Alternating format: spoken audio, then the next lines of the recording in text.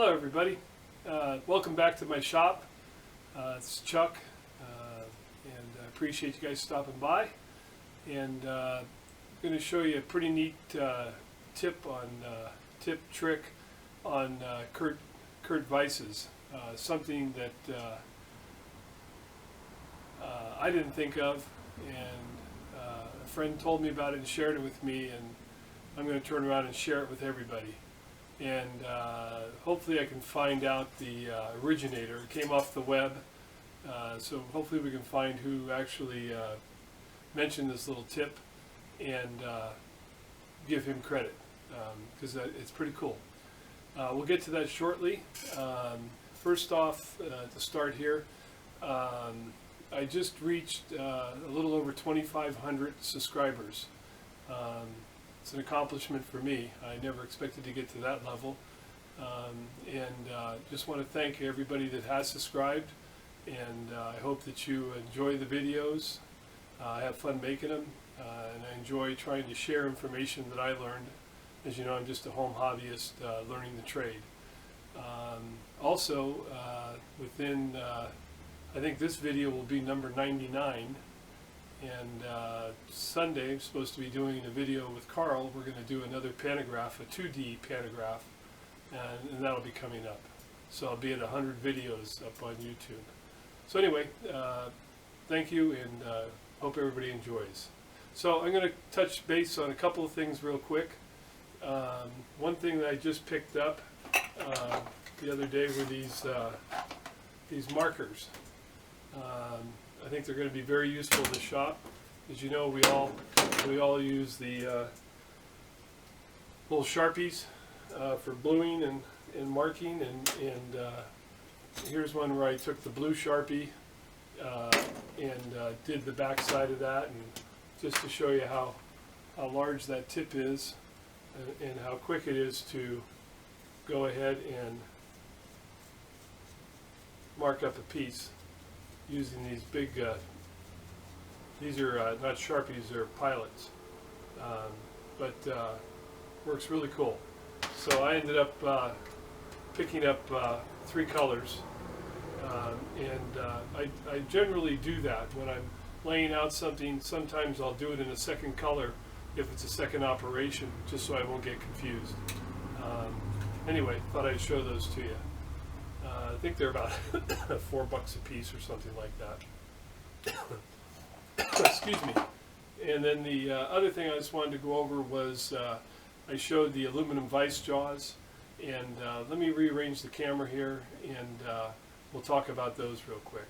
So I've got a 5C collet fixture in there right now, but as you know, I made these aluminum jaws for my vise, and one of the fellows that watches the channel had mentioned that since the jaws were 1/4 inch taller than the fixed jaws, anything you put up high is going to basically rock the jaws out, and he was definitely correct.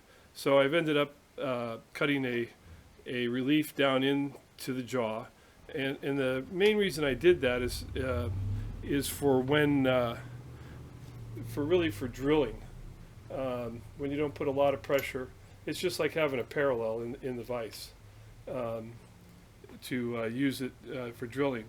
But interesting enough, when he made that comment to me, I had pulled the jaws off, and interesting enough, and I'll be honest, I don't know if I did it luck of the draw or if I actually figured out measuring it, but if I actually turn the vise jaws upside down, they're flush with the top of the vise.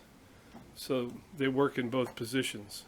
So it's a good addition to the vise, and I'm happy I built it.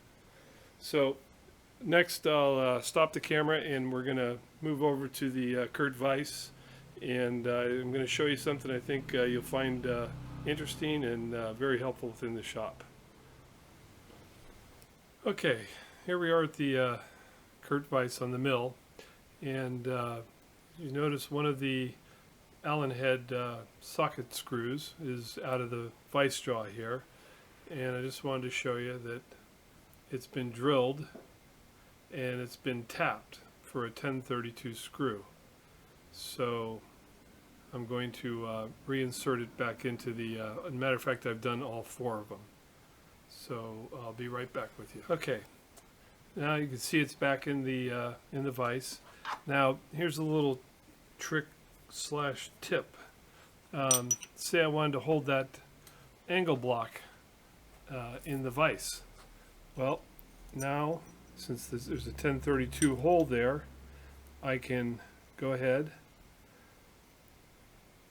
and tighten that down, and that way I don't have to use any other means to hold the angle block in the vise.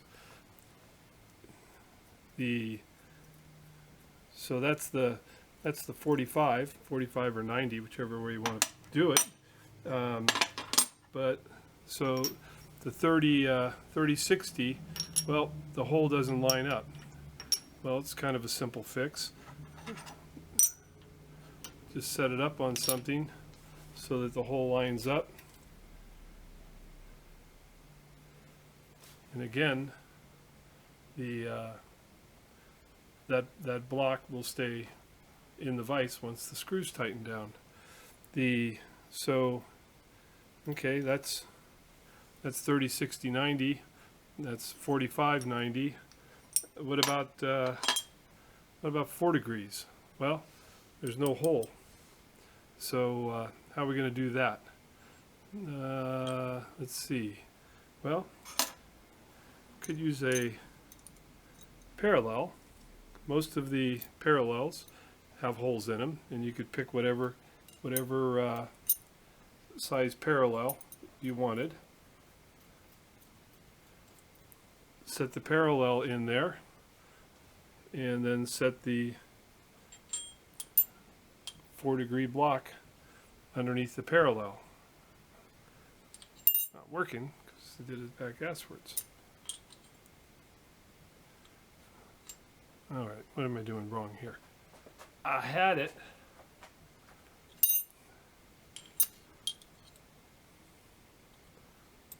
There. There it is there. Okay. And you would tighten that down.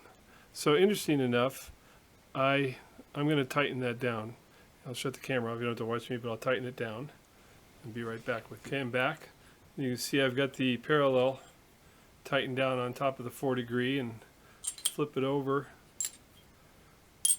and you can proof it that it's sitting there at 4 degrees. Interesting enough, it holds pretty well.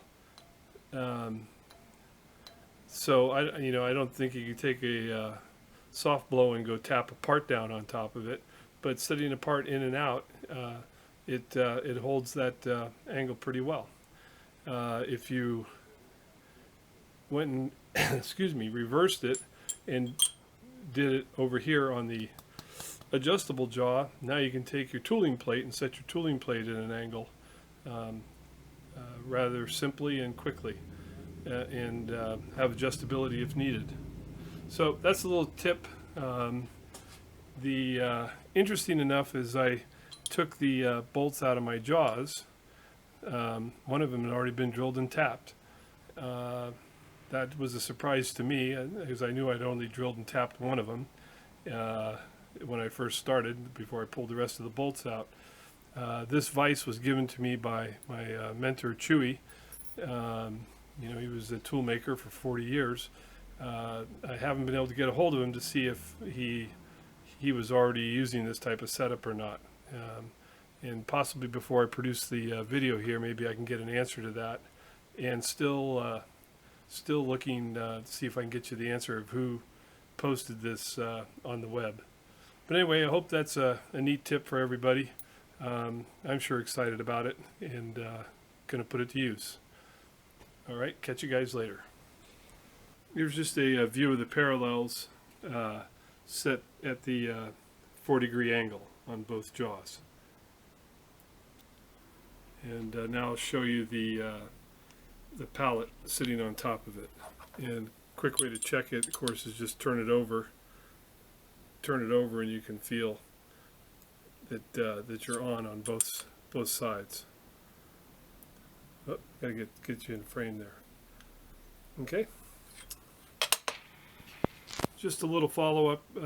So I put the parallels on both sides, and I use the 4 degree to set it up, and got 4.05 degrees on the little angle cube, and then just checking side to side.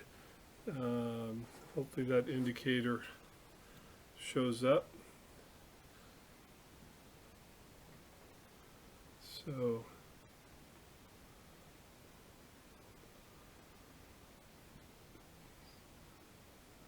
see, basically it's sitting there at about 1 thou going across. So it works good. It's just a nice, easy, quick setup. If you want to get an angle plate, or a pallet I should say, set it at an angle. Okay, hope you guys enjoyed, and thanks for watching.